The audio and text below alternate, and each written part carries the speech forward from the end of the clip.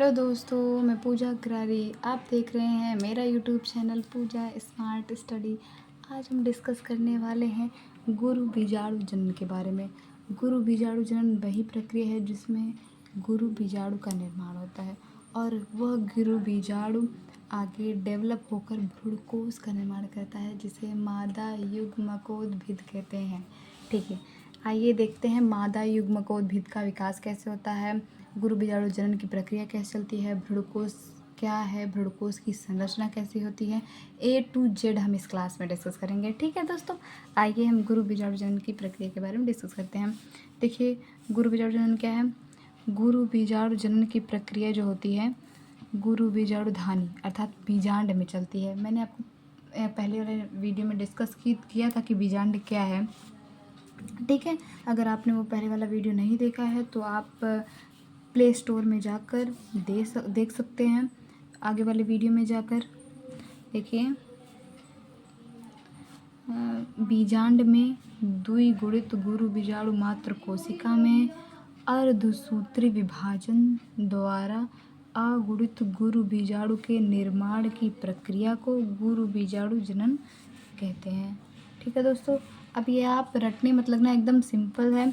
देखिए, बीजांड में द्विगुणित गुरु बीजाणु मात्र कोशिका होती है जिसमें अर्धसूत्री विभाजन द्वारा अगुणित गुरु बीजाणु का निर्माण होता है, जिसे गुरु बीजाणु जनन कहते हैं। ठीक है, देखिए मैं बताती हूँ। जैसे बीजांड में द्विगुणित गुरु बीजाणु मात्र कोशिका होती है जिसे कहते हैं megaspore mother cell. Megaspore mother cell होता है। ठीक है, द्विगुणित मेगास्पोर मदर सेल जिसे गुरु बीजाणु मात्र कोशिका कहते हैं। गुरु बीजाणु मात्र कोशिका होता है। ठीक है, जिसमें अब अर्धसूत्री विभाजन होगा। क्या होगा? अर्धसूत्री। ठीक है, अर्धसूत्री विभाजन होगा। अर्धसूत्री विभाजन से जिसे मियोसिस कहते हैं ना, मियोसिस होगा। फिर उसके बाद क्या होगा? 4 गुरु बीजाणु अगुणित गुरु बीजाणु कोशिका का निर्माण होगा। ठीक है, 4 अगुणित गुरु बीजाणु का निर्माण होगा। ठीक है, लेकिन आगे जाकर ये तीनों ही गुरु बीजाणु अगुणित गुरु बीजाणु नष्ट होते हैं। केवल एक ही गुरु बीजाणु बनता है जो कार्यात्मक गुरु बीजाणु जिसे कहते हैं कार्यात्मक गुरु बीजाणु बचता है। ठीक है, कार्यात्मक गुरु बीजाणु बच जाता है। तो देखिए, रटना कुछ भी नहीं है। अब फिर से सुनिए, बीजांड में द्विगुणित गुरु बीजाणु मात्र कोशिका में अर्धसूत्री विभाजन से अगुणित गुरु बीजाणु का निर्माण क्या कहलाता है? गुरु बीजाणु जनन कहते हैं। ठीक है, मेगास्पोरोजेनेसिस कहलाती है। अब देखिए, ये जो कार्यात्मक गुरु बीजाणु है वो आगे डेवलप कैसे होती है। ठीक है, जैसे ये कार्यात्मक गुरु बीजाणु मैं यहाँ पर बना लेती हूँ। देखिए, कार्यात्मक गुरु बीजाणु है, ये है कार्यात्मक गुरु बीजाणु। कार्यात्मक गुरु बीजाणु है। ठीक है, अभी जो कार्यात्मक गुरु बीजाणु है इसमें लगातार समसूत्री विभाजन होगा। देखिए मैं कराती हूँ। देखिए, फर्स्ट समसूत्री विभाजन होगा, पहले समसूत्री विभाजन होगा। ठीक है, पहला समसूत्री विभाजन होगा तो कोशिका इसमें कितनी हो जाएगी? 2 हो जाएगी। इसमें केंद्रक कितने हो जाएंगे? 2 हो जाएंगे। ठीक है, 2 केंद्रक हो जाएंगे। फिर आगे समसूत्री विभाजन होगा, दूसरा सेकंड है ना, सेकंड समसूत्री विभाजन होगा। समसूत्री विभाजन होगा तो कोशिका क्या होगी? 2 से 4 हो जाएगी। ठीक है, 1 2 3 4। ठीक है, 4 कोशिका। अब फिर आगे देखिए, फिर तीसरा समसूत्री विभाजन होगा, थर्ड समसूत्री। ठीक है, तीसरा समसूत्री विभाजन होगा तो क्या हो जाएगी? कोशिका 4 से 8 हो जाएगी ना, यही तो होता है। कोशिका क्या होती है? 4 से 8। ठीक है, अब देखिए, कार्यात्मक गुरु बीजाणु था जिसमें पहला समसूत्री विभाजन हुआ तो 1 से केंद्रक 2 हो गए। फिर दूसरा समसूत्री विभाजन हुआ तो केंद्रक क्या हुआ, 2 से 4 हो गए। अब तीसरा समसूत्री विभाजन हुआ तो केंद्रक क्या हो गया, 4 से 8 हो गए। अब इसके बाद विभाजन नहीं होगा। अब देखिए, अब ये जो कार्य ये भ्रूणकोश बन रहा है ना, तो आगे ये क्या होगा, आगे देखिए कोई विभाजन नहीं होगा। अब सीधी क्या होगा, ये जो बिखरे हुए केंद्रक हैं अपने स्थान पर जाएंगे। 3 केंद्रक तो यहाँ पर आएंगे सिरे पर, ठीक है, 3 तो सिरे पे आएंगे, 1 2 3, 3 सिरे पर आ जाएंगे और 3 इस सिरे पर, ठीक है, 3 तो इस सिरे पर आ जाएंगे और बीच में 2 केंद्रक आ जाएंगे, लेकिन दोनों मिलकर एक ही कोशिका बनाएंगे, ठीक है। 2 तो आ जाएंगे सेंटर में, जिसमें दोनों केंद्रक एक में हो जाए, दोनों केंद्रक मिल जाएंगे और दोनों केंद्रक आ जाएंगे और कोशिका एक ही बन जाएगी, ठीक है। और 3 तो सिरे पर चले जाते हैं, 3 इस सिरे पर आ जाते हैं, ठीक है। अब आगे हम डिस्कस करेंगे इनका किनका क्या नाम है, लेकिन यही है हमारा परिपक्व भ्रूणकोश, परिपक्व भ्रूणकोश है, ठीक है। ये भ्रूणकोश है। आप भ्रूणकोश और भ्रूणपोष में डिफरेंट मत कीजिएगा, क्योंकि भ्रूणकोश निषेचन से पहले ही बनता है और भ्रूणपोष क्या होता है, निषेचन के बाद बनता है। उसके बारे में हम आगे डिस्कस करेंगे, लेकिन अभी फ़िलहाल भ्रूणकोश के बारे में डिस्कस करते हैं। तो देखिए कुछ लाइन लिख देते हैं। मादा युग्मकोद्भिद क्या है, मादा युग्मकोद्भिद भ्रूणकोश होता है। मादा युग्मकोद्भिद क्या है, भ्रूणकोश होता है, ठीक है। मादा युग्मकोद्भिद क्या है, भ्रूणकोश ही होता है। जो देख लीजिए 7 कोशिकी और 8 केंद्रकी वाला होता है। देख लीजिए कोशिका कितनी है, 1 2 3 4 5 6 7 कोशिका है, लेकिन केंद्रक कितने हैं, 8। गिन लीजिए 1 2 3 4 5 6 7 8। इसका मतलब है 7 कोशिका और 8 केंद्रक वाला हमारा भ्रूणकोश होता है। तो देख लीजिए भ्रूणकोश 7 कोशिकी और 8 केंद्रकीय वाला होता है। 8 केंद्रकीय भ्रूणकोश 7 कोशिकीय और 8 केंद्रकीय वाला होता है। अब देखिए कि कार्यात्मक गुरु बीजाणु से परिपक्व भ्रूणकोश बनने तक कितने समसूत्री विभाजन होते हैं, 1 2 3, 3 समसूत्री विभाजन होते हैं। तो यहाँ पर हम लिख सकते हैं कि कार्यात्मक गुरु बीजाणु से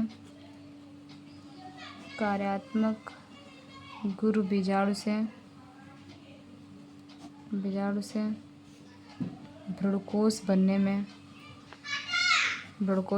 में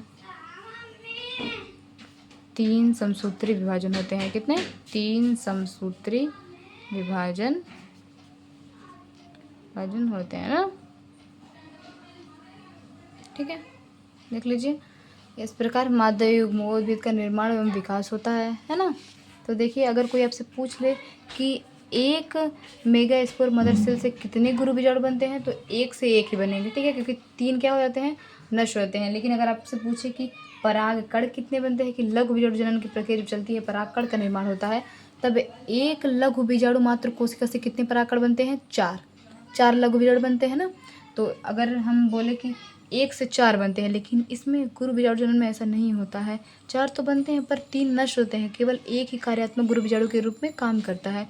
तो अगर आपसे पूछे कि 1 मेगास्पोर मदर सेल से कितना कार्यात्मक गुरु बीजाणु बनेगा, तो 1 ही बनेगा, ठीक है। और आगे देखिए हम डिस्कस करते हैं कि भ्रूणकोश क्या है, भ्रूणकोश की संरचना क्या है, इसके बारे में डिस्कस करते हैं ना। मैंने पहले से ही लिख रखा है, लेकिन मैं आपको पहले चित्र बनाऊंगी, फिर उसके बाद आपको समझाऊंगी, ठीक है। आइए देखिए चित्र समझते हैं। चित्र में पहले वही जो हमने पीछे भ्रूणकोश बनाया है वही अच्छे से बनाएंगे और उसका नामकरण भी आपके सामने ही करेंगे, ताकि आपको और अच्छे से आ जाए, ठीक है। चलिए यहाँ पर मैंने बनाया था पहले ही कि 3 कोशिका यहाँ, ठीक है, 3 कोशिका यहाँ पर होती है ना। और सेंटर में कितनी होती है, सेंटर में भी 1 कोशिका ही होती है, जिसमें 2 केंद्रक होते हैं, है। और यहाँ पर कितने होती हैं, यहाँ पर भी 3 कोशिका होती है। देखिए ठीक है, यहाँ पर भी क्या होती है, 3 कोशिका होती है। अब इसका नामकरण करते हैं। देखिए अब इसका नामकरण क्या है, अभी देखिए इसका नामकरण करते हैं, तो इसका नामकरण करते हैं। देखिए दोस्तों, नामकरण से इसे कहते हैं प्रतिमुखी कोशिका। क्या कहते हैं इसे, प्रतिमुखी कोशिका या एंटीपोडल सेल कहते हैं। क्या कहते हैं इसे, एंटीपोडल सेल कहते हैं। और ये जो मध्य में सेंटर में कोशिका होती है उसे कहते हैं केंद्रकीय कोशिका। केंद्रकीय कोशिका या ध्रुवीय कोशिका, केंद्रकीय कोशिका या इसे ध्रुवीय कोशिका कहते हैं, ध्रुवीय कोशिका कहते हैं। ठीक है, इसे केंद्रकीय कोशिका, ध्रुवीय कोशिका कहते हैं। इसे पोलर न्यूक्लियाई कहते हैं, है ना। इसे क्या कहते हैं, पोलर न्यूक्लियाई कहते हैं। और ये जो होता है इसे पूरे को तो अंड उपकरण कहते हैं। क्या, अगर ये तीनों कोशिकाओं को मिलाकर बताऊं तो इसे अंड उपकरण या एग एपरेटस कहते हैं। क्या, एग एपरेटस कहते हैं। लेकिन इसमें से बीच वाली कोशिका क्या है, अंड है, अंड कोशिका है ये, है ना। एग सेल जिसे कहते हैं, एग सेल जिसे कहते हैं। और ये जो दोनों कोशिका है इसे कहते हैं सहायक कोशिका। क्या, इसे कहते हैं सहायक कोशिका या सिनरेजिड कहते हैं। क्या, सिनरेजिड सेल कहते हैं। ठीक है, और इसमें एक अंगुलीनुमा प्रवर्ध भी होते हैं। क्या होता है इसमें एक अंगुलीनुमा प्रवर्ध भी होते हैं, आपको देखने को मिलेगा। इसमें अंगुलीनुमा प्रवर्ध भी निकले होते हैं।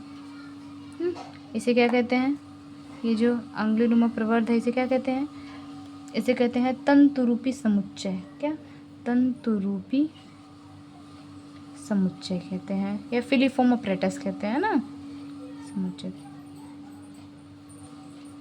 फिलीफोम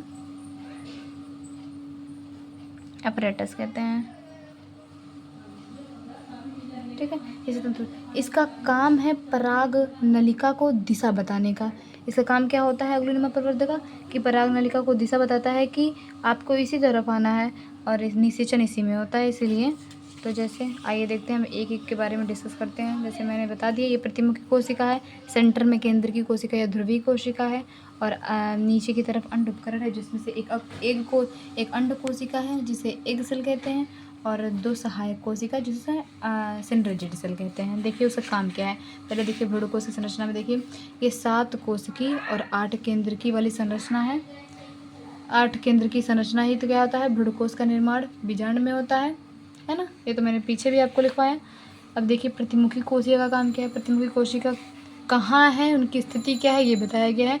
3 कोशिका होती है प्रतिमुखी कोशिका, आप देख सकते हैं 1 2 3। कहाँ होती है, निभाग की ओर होती है। बीजांड में मैंने बताया था इधर निभाग होता है, इधर बीजांड द्वार होता है, तो निभाग की ओर क्या होती है, प्रतिमुखी कोशिका होती है। और केंद्र की कोशिका में एक कोशिका लेकिन 2 केंद्रक युक्त होता है, जो मध्य में स्थित होता है। ये भी मैंने बताया कि जो केंद्र की कोशिका है एक कोशिका है लेकिन 2 केंद्रक युक्त होता है, और सेंटर में होता है, मध्य में होता है। वही ये मैंने लिखा है, तो रटने की कोई ज़रूरत नहीं है, आपको चित्र की सहायता से सब कुछ आपको याद करना है। जैसे अंड उपकरण देख लीजिए, अंड उपकरण में एक अंडाणु होता है, 2 सहायक कोशिका होती हैं, दोनों ही क्या होती है, बीजांड द्वार की ओर स्थित होती हैं। मैंने बताया ना, इधर बीजांड द्वार होता है और इधर निभाग होता है, तो बीजांड द्वार की तरफ क्या होती है, अंड उपकरण होती हैं, जिसमें से एक अंड कोशिका होती है, 2 सहायक कोशिका होती हैं।